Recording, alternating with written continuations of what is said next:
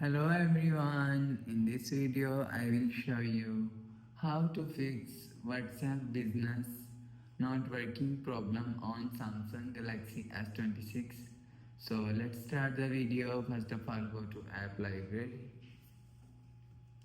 Now here so click on settings app.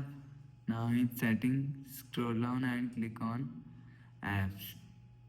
Now here scroll down and search WhatsApp app. So search WhatsApp app.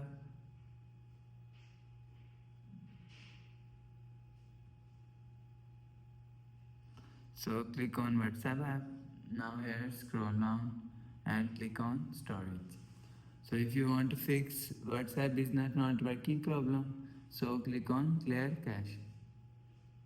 So after click on clear cache, go back to home screen, refresh phone. So that's how you can fix WhatsApp business not working problem on Samsung Galaxy S26. So if you like the video, please subscribe. Thanks for watching.